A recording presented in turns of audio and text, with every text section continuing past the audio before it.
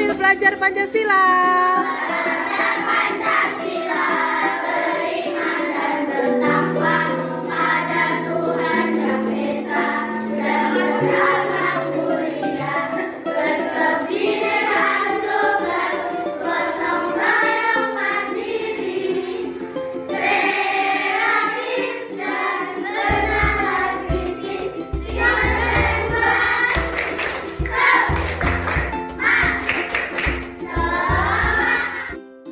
Salam dan bahagia, Ibu Bapak Guru Hebat Indonesia.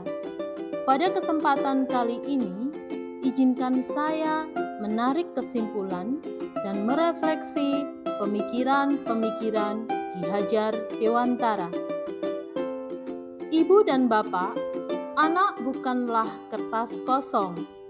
Anak lahir dengan kekuatan kodrat yang masih samar.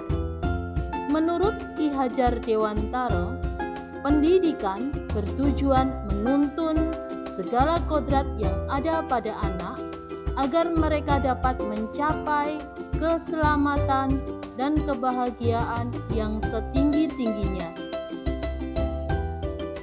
Pendidik dapat menuntun tumbuh dan hidupnya kekuatan kodrat pada anak agar dapat memperbaiki lakunya, bukan dasarnya, hidup dan tumbuhnya kekuatan kodrat anak. Peran pendidik diibaratkan petani atau tukang kebun yang tugasnya merawat sesuai kebutuhan setiap tanaman supaya dapat tumbuh dan berbuah dengan baik. Tentu saja, setiap jenis tanaman berbeda cara merawatnya. Bahkan dari jenis yang sama pun, tanaman kadang memerlukan perawatan yang berbeda. Artinya, kita sebagai seorang pendidik harus bisa melayani semua bentuk gaya belajar siswa yang berbeda-beda. Dengan kata lain, proses pembelajaran yang berorientasi pada anak. Juga menerapkan merdeka belajar, di mana anak dapat mengembangkan ide, berpikir kreatif, dan mengembangkan bakatnya. Namun kemerdekaan yang dimaksud bukanlah kemerdekaan mutlak. Anak perlu tuntunan dan pengarahan dari guru supaya tidak kehilangan arah sehingga membahayakan dirinya. Ki Hajar Dewantara juga memperingatkan kita sebagai pendidik untuk berpikir terbuka dan mengikuti perkembangan zaman dalam menggunakan sumber belajar. Sumber belajar yang baik dari bangsa lain belumlah tentu baik pula untuk diterapkan di lingkungan belajar kita. Perlu penyelarasan dengan potensi kultural yang ada pada lingkungan kita. Hal inilah yang menjadi landasan pendidikan anak sesuai dengan kodrat alam dan zaman.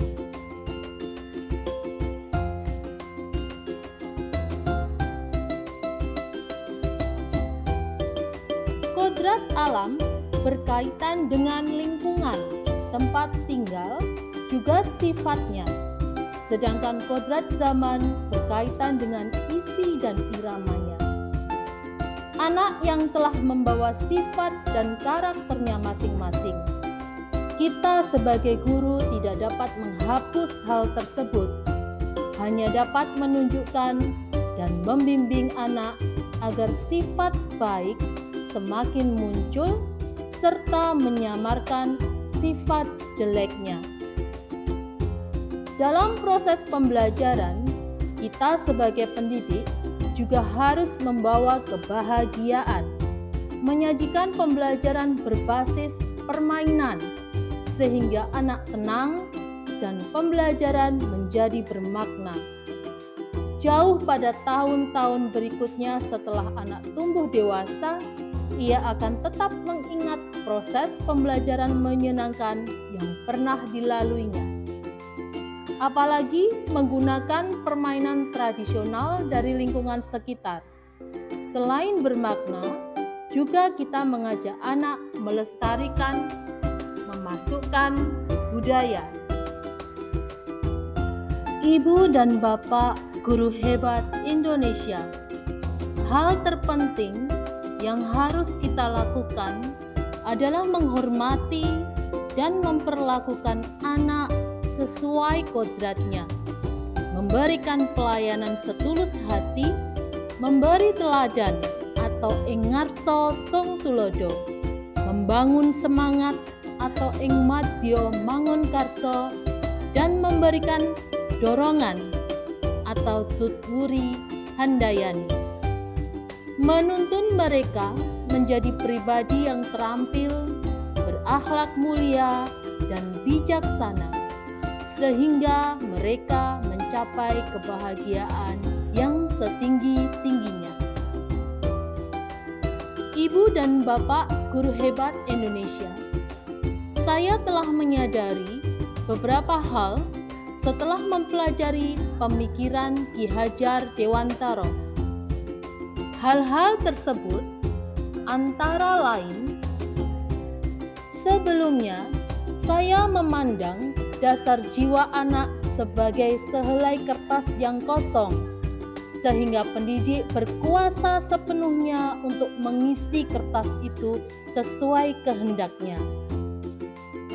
Setelah mempelajari filosofi Ki Hajar Dewantara, saya memandang dasar jiwa anak sebagai sehelai kertas yang sudah terisi penuh dengan tulisan yang samar-samar. Pendidik berkewajiban menebalkan tulisan-tulisan samar tersebut. Sebelumnya, saya berpikir pendidik di sekolah untuk olah pikir anak. Setelah belajar, saya berkeyakinan pendidikan untuk menumbuhkan budi pekerti sehingga olah cipta, rasa, karsa, dan raga harus harmonis dan seimbang.